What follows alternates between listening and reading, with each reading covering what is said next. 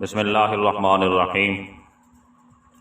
آج کا جو زیر بحث مسئلہ ہے وہ یہ ہے کہ بیت اللہ شریف کی طرف پاؤں پھیلا کر لیٹنا یا بیٹھنا شرعاً کیسا ہے۔ تو سامعین، سب سے پہلے آپ سے گزارش ہے کہ اگر یہ ہمارا چینل مفتی مغیث خان آپ نے سبسکرائب نہیں کیا تو برائے مہربانی ہمارا چینل سبسکرائب کریں تاکہ ہر نیا آنے والا بیان آپ تک پہنچ سکے۔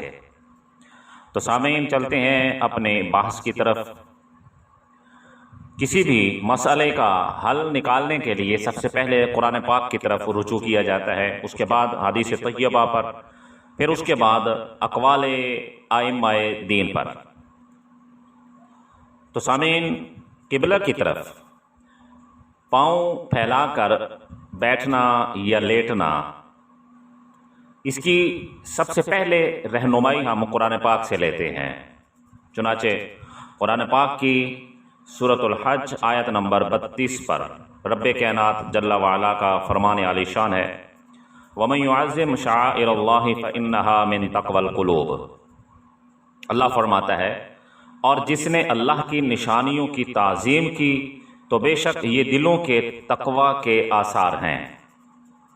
اس آیت قرآنی سے اللہ رب العزت نے یہ واضح فرما دیا کہ جو اللہ کی نشانیاں ہیں ان کی تعظیم کرنا یہ تقوی کی نشانی ہے۔ جو شخص اللہ کی نشانیوں کی تعظیم کرتا ہے وہ متقی ہے، وہی صاحب فتویٰ ہے، اور جو شخص اللہ کی نشانیوں کی تعظیم نہیں کرتا وہ متقی نہیں ہے۔ اور اللہ رب العزت کی نشانیوں میں سے ایک عظیم نشانی بیت اللہ شریف ہے۔ سورہ آل عمران آیت نمبر 96 پر رب کائنات جل وعلا کا فرمان عالی شان ہے۔ اللہ فرماتا ہے، ان اول بیت وضع للناس للذی ببکۃ مبارکا وہدی للعالمین۔ اللہ فرماتا ہے کہ سب سے پہلا گھر جو اللہ کی عبادت کے واسطے لوگوں کے لیے بنایا گیا وہی مکہ میں ہے، وہ برکتوں والا ہے اور جہان والوں کے لیے رہنمائی کا سبب ہے۔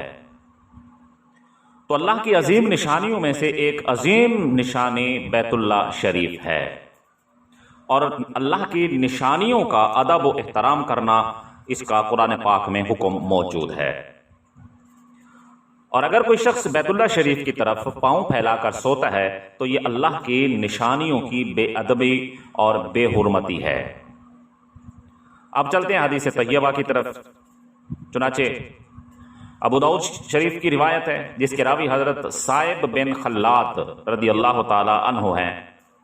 وہ فرماتے ہیں کہ ایک شخص نماز پڑھا رہا تھا، امامت کرا رہا تھا، اس امام نے قبلہ کی طرف تھوک دیا۔ اتفاقاً رسول اللہ صلی اللہ علیہ وسلم اس کی طرف دیکھ رہے تھے، تو جب وہ نماز سے فارغ ہو گئے تو رسول اللہ صلی اللہ علیہ وسلم نے ان مقتدیوں سے فرمایا جو اس امام کے پیچھے نماز پڑھ رہے تھے، ان لوگوں کو فرمایا کہ آئندہ یہ آدمی تمہیں نماز نہ پڑھائے۔ اس کے بعد جب اس آدمی نے ان کو نماز پڑھانی چاہی تو لوگوں نے اسے امامت سے روک دیا اور اس سے رسول اللہ صلی اللہ علیہ وسلم کا ارشاد بیان کر دیا۔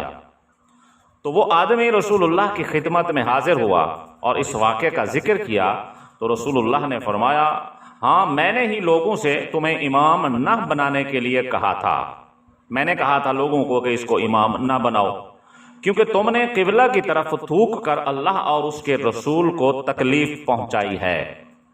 تو سامعین، اس حدیث طیبہ میں یہ واضح ہو گیا کہ جو شخص بیت اللہ شریف کی بے حرمتی کرتا ہے وہ اللہ اور اس کے رسول کو تکلیف پہنچاتا ہے، اور جو اللہ اور اس کے رسول کو تکلیف پہنچائے فرمان رسول کے مطابق وہ امامت کے لائق نہیں ہے۔ بیت اللہ شریف کی طرف پاؤں پھیلانا یقیناً یہ بیت اللہ کی بے ادبی ہے۔ اگر کوئی شخص یہ کہے کہ یہ بے ادبی میں شامل نہیں ہوتا تو اس مولوی کی طرف پاؤں پھیلا کر کوئی بندہ بیٹھ جائے تو کیا اس مولوی کو تکلیف ہوگی کہ نہیں ہوگی؟ تو جب وہ مولوی یہ پسند نہیں کرتا کہ میری طرف کوئی بندہ پاؤں پھیلا کر بیٹھے، میرے سامنے بیٹھے اور میری طرف پاؤں کر کے بیٹھے، یقیناً مولوی صاحب کو یہ بات پسند نہیں ہوگی، مولوی صاحب اپنی توہین سمجھے گا، مولوی صاحب اپنی تو توہین سمجھ رہا ہے کہ لوگ اس کی طرف پاؤں پھیلا کے کیوں بیٹھے ہیں، اللہ اور اس کے رسول کی توہین کیوں نہیں سمجھ آتی اس شخص کو۔ دوسری حدیث طیبہ سنن کبریٰ کی روایت نمبر 3592، حضرت ابو ہریرہ رضی اللہ تعالی عنہ بیان کرتے ہیں کہ نبی کریم رؤوف الرحیم صلی اللہ علیہ وسلم مسجد کے قبلہ کی طرف تھوک یا بلغم دیکھی۔